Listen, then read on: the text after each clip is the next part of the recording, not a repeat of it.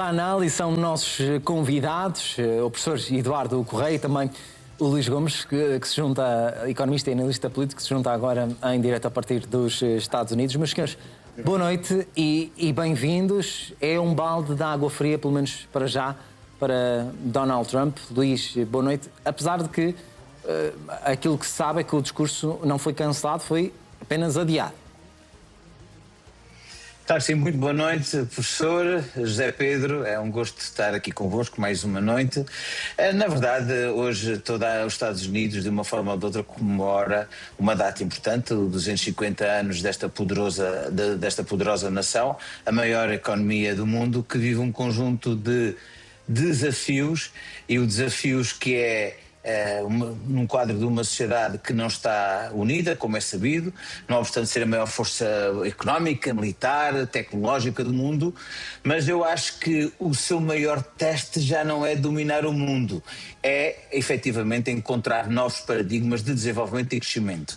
Donald Trump hoje fez um discurso a Donald Trump, a falar daquilo que é e aquilo que ele sonha que fosse, mas que não foi, designadamente a sua incursão nesta guerra contra o Irão, mas também Donald Trump já a fazer campanha política, tendo em conta as eleições intercalares, e por isso vem com o comunismo, e que quer dizer um combate contra os democratas, designadamente o mayor de Nova Iorque. Portanto, Donald Trump, com um discurso que não é novidade, tendo em conta aquilo que nos tem habituado, mas fundamentalmente hoje o país, é bom enaltecer isso, todo que há à volta da minha casa só se ouve fogos de artifício, as pessoas lançam, as pessoas vivem efetivamente este dia desta nação que tem desafios como todas as demais, mas é uma nação muito importante, interessante, e eu estou muito grato também pelas oportunidades que me deu em termos pessoais. Ou seja, Luís, as cerimónias estão canceladas em Washington, mas noutros locais estão a decorrer de forma normal. Há expectativa para que Donald Trump fale nas próximas horas? Nunca se sabe. Acho vai falar certamente a partir da Casa Branca. Parece que a situação meteorológica não está muito simpática nessa área de Washington, D.C., mas é verdade, como tu disseste e bem, este 4 de julho, o dia da independência dos Estados Unidos da América, comemora-se por todo o lado, por todas as cidades, por todos os locais. E é muito interessante que eu vivo aqui numa zona que há imensos imigrantes latinos, vejo os imigrantes a irem para a rua e lançarem foguetes e fogo de artifício, a comemorar também este 4 de julho. E isto é um sinal bastante importante, que sabemos bem todas as polémicas que a questão da imigração tem tido, mas é evidente que os imigrantes gostam deste país e têm um excelente contributo já para a economia deste país, estimando-se aproximadamente entre 16% a 20% do produto interno bruto dos Estados Unidos da América. Ao que sabe, o discurso de Donald Trump deverá acontecer, não se sabe ao certo a hora, deverá acontecer nas próximas horas. De certa forma, acaba por deitar por terra um bocadinho da grandiosidade que Donald Trump cria hoje para o assinalar dos 250 anos da independência dos Estados Unidos. Boa noite. Viva, Luís. Boa noite. Estas comemorações estão a ser preparadas há 10 anos, começaram a correr mal já há algum tempo, quando houve um conjunto de artistas americanos que estavam convidados para participar, que se recusaram. E que se recusaram precisamente porque perceberam que Donald Trump estava a querer excessivamente politizar o evento. Como o Luís diz, os americanos e aqueles que vivem na América, não sendo americanos, vivem intensamente os Estados Unidos. As bandeiras americanas, aliás, estão por todo lado e, portanto, há esse patriotismo, que não é um nacionalismo, mas é um patriotismo dessa vivência. E, portanto, é natural que as pessoas estejam a comemorar os 250 anos dos Estados Unidos. Até porque é feriado, é uma data muito importante, o 4th of July, não é? O 4 de julho. E, portanto, eu diria que o menos importante para consumo interno será certamente o discurso de Donald Trump. Ou seja, os americanos e aqueles que vivem nos Estados Unidos e que gostam da América e que gostam do conceito do modo de vida e do lifestyle americano não precisam rigorosamente nada do discurso de Donald Trump para comemorar os 50 anos e para viverem precisamente essa ligação muito forte ao conceito América, ao conceito United States of America, USA. Quanto a Trump, bom, o discurso que fez, no fundo, diz-nos coisas que não correspondem à realidade, nomeadamente no que diz respeito ao Irão. Aliás, o Irão teve a capacidade de partilhar o palco mundial no 4 de julho com o funeral do líder supremo, que no fundo parecia uma vitória tática em fevereiro e que de facto se revelou numa total ausência de fundamentação estratégica e, portanto, aquilo que temos hoje é, no fundo, o Irão a demonstrar que está mais unido do que estava em fevereiro e, portanto, entre o discurso de Donald Trump no que diz respeito à política externa, à forma como gera o Médio Oriente e a realidade do Médio Oriente, e sim, parece-me a mim extremamente relevante, há uma enorme diferença. Não há, no fundo, uma colagem da realidade ao discurso de Trump que está, efetivamente, como o Luís muito bem disse, focado nas eleições de novembro. Trump lutará agora desesperadamente até novembro para garantir que não tem um desastre eleitoral. E penso que esse é o aspecto mais importante na cabeça de Donald Trump, muito mais importante que as comemorações do 4 de julho, que serão, quanto a mim, secundárias na sua forma de olhar para a realidade e utilizará todos os meios ao seu dispor para garantir que conta uma narrativa, no fundo, que coloca uma narrativa aos americanos e principalmente àquele eleitorado que o segue de forma muito intensa, que lhe permitirá reter o seu eleitorado. Penso que essa é a sua principal preocupação para o dia de hoje. E, Luís, Donald Trump prometeu um discurso ontem, um discurso longo. Aliás, o Presidente dos Estados Unidos disse que ia ser um discurso longo para provar que ele conseguia fazer um discurso longo, se calhar estava a ironizar um bocadinho, ou não, Donald Trump o saberá. Mas um discurso dos 250 anos, olhar para os 250 anos dos Estados Unidos, ou um discurso a olhar para os feitos da administração por ele liderar? Exato, José Pedro, e é importante sublinhar o seguinte: Donald Trump chegou a este 4 de julho de 2026 com um conjunto com um país dividido.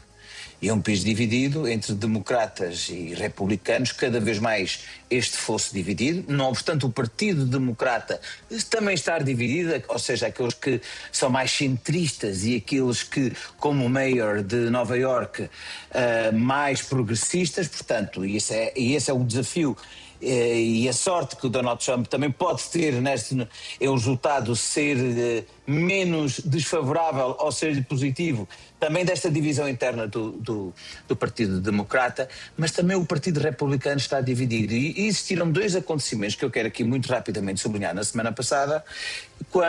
Na verdade, o Partido Democrata e o Partido Republicano conseguiram um apoio histórico, um acordo histórico com a lei da habitação, que é uma lei fundamental para os problemas de habitação que tem os Estados Unidos, como Portugal tem também, e na hora de Donald Trump assinar, bloqueou a assinatura dessa lei, não sei se essa notícia chegou a Portugal, pela circunstância de que o Partido Democrata não aprovou o Saving Act. O Saving Act é a nova legislação que ele quer promover, a nova legislação eleitoral, em que estabelece regras para o voto de correspondência, estabelece regras também para a prova de nacionalidade. E existiram divisões internas dentro do Partido Republicano. Porquê? Porque também alguns senadores do Partido Republicano votaram contra o reforço orçamental do Pentágono, ou seja, do Departamento de Defesa. Portanto, há aqui lutas internas dentro do Partido Republicano que não são de desesperar. Depois, é importante também sublinhar o seguinte: foi feito, e o New York Times publicou isso hoje, uma sondagem, um estudo de opinião. Como é que os americanos chegaram a este 4 de julho? Aproximadamente 69% dos norte-americanos dizem estarem satisfeitos com a direção do país, 59% acreditam que os melhores anos dos Estados Unidos já passaram. E isto é importante nós termos isto em conta quando efetivamente vêm eleições importantíssimas para o futuro dos Estados Unidos, para o futuro do mundo, mas também para o futuro de Donald Trump, e hoje há divisões por todo o lado. E se calhar eu acho que este segundo discurso que o Donald Trump quer repetir uma dose política, tendo um foco claro nas eleições intercalares de novembro e tendo eventualmente também um foco nas divisões que existem dentro do próprio partido.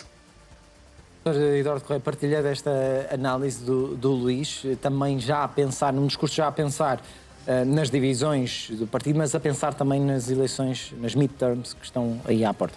Eu diria que as ações de Donald Trump nas últimas semanas são essencialmente conduzidas com vista a uma atuação positiva nas eleições de novembro. Eu penso que essa é a principal preocupação de Donald Trump, é garantir, no fundo, alguma estabilidade eleitoral. Porque se houver um desire eleitoral de Donald Trump em novembro, nós teremos estas divisões que o Luís muito bem aponta, estarem presentes dentro do Partido Republicano, muito mais acentuadas. E, portanto, passaremos a uma luta interna para quem será no fundo, the next generation.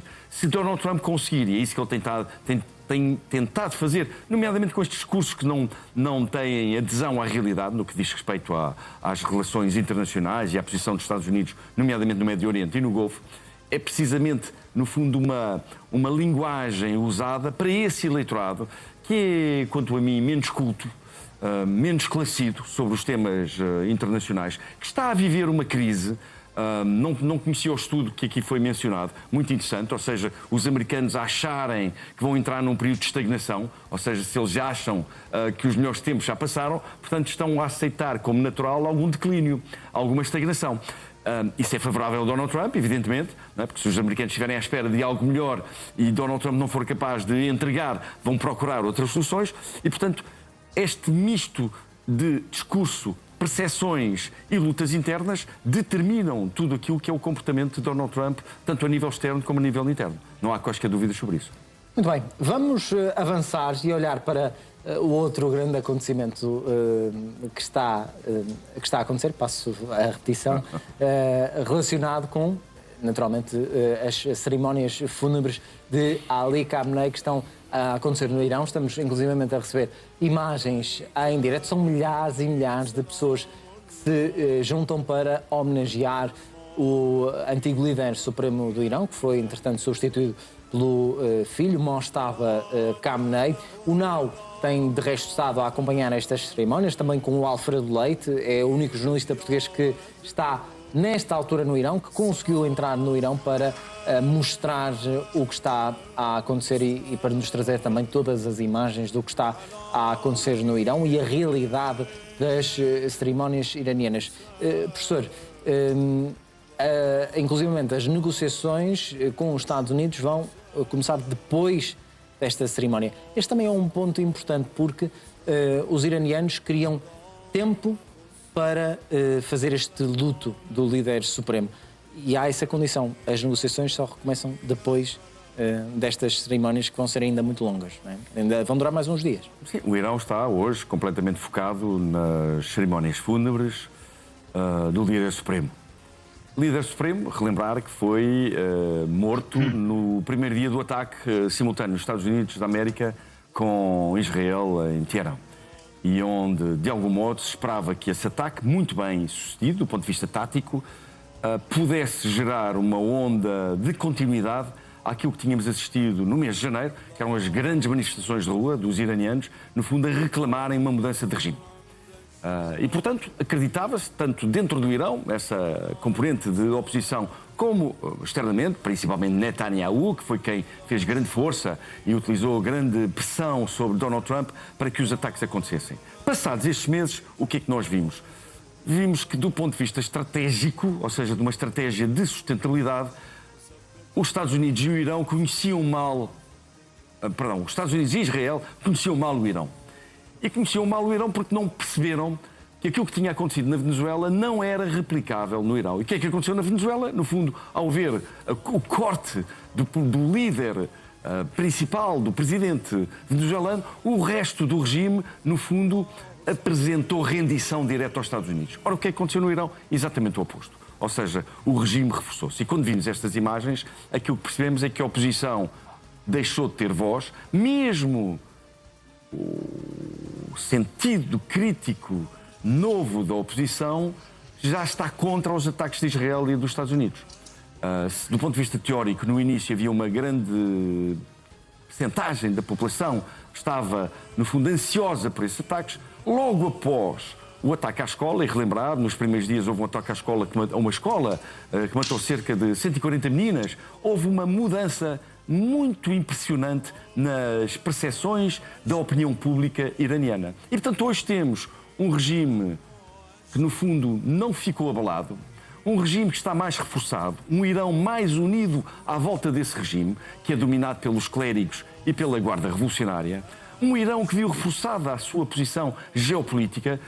Se até aí, teoricamente, tinha o controle do Estreito de Hormuz, hoje demonstrou, militarmente, ter a capacidade de estrangular o mundo da energia. Relembrar que 20% do petróleo mundial e do gás liquefeito passam no Estreito de Hormuz.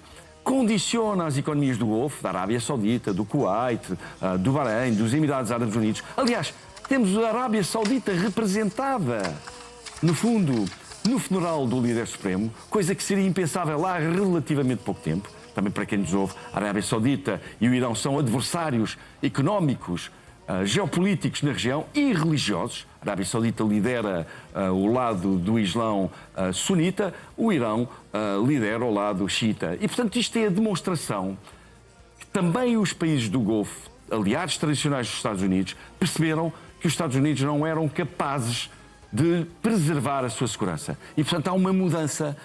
Se até aqui estavam de costas voltadas para o Irão, este funeral demonstra também que esses países estão a começar a sentar-se à mesa diplomática com o Irão, porque perceberam que só haverá estabilidade no Médio Oriente quando houver entendimento entre estes países. Qual é a grande falha neste momento? Israel. Ou seja, não há uma palavra sobre Israel no entendimento entre Estados Unidos e, aliás, na tipologia de acordo que tem vindo a ser divulgada e nos escritos que têm vindo a ser divulgados, não há uma única referência a Israel, havendo várias referências ao Líbano que condicionam a atuação de Israel, mas não há nenhuma condicionante relativamente a Israel, nomeadamente a obrigatoriedade, por exemplo, do Irão vir a reconhecer o direito de Israel a ocupar o território que ocupa. Portanto, José Pedro, é a demonstração que o Irão está sólido, que o Irão, no fundo, não teme os ataques americanos, que o Irão tem hoje uma posição reforçada no Médio Oriente, não tenho quaisquer dúvidas sobre isso, e a grande incógnita, como é que nós vamos ter paz sustentável no Médio Oriente se não há, no fundo, um acordo, não há sequer um encontro entre israelitas e iranianos, que são, no fundo, a base da grande quesília no Médio Oriente. Luís, era o que estavas a dizer há pouco também, acho que foi o professor até, que estas cerimónias acabam por rivalizar, a dividir as atenções dos 250 anos da independência dos Estados Unidos. Mas são também uma mostra, ou pelo menos o regime quer que sejam uma mostra da força e do poder do regime? Eu concordo claramente com grande parte das palavras do professor. Naturalmente que foi uma demonstração de força do regime. É uma demonstração, na verdade, hoje o Irão está mais unido do que estava no início de fevereiro, mas isso não tem que ser necessariamente bom, porque o Irão tem as características que todos nós sabemos que tem, que é um país onde há uma ditadura e onde há perseguição de direitos, liberdades e garantias das pessoas e de género. Portanto, nós não podemos falar do Irão como se fosse uma democracia ocidental, uma democracia que respeitasse os direitos das pessoas.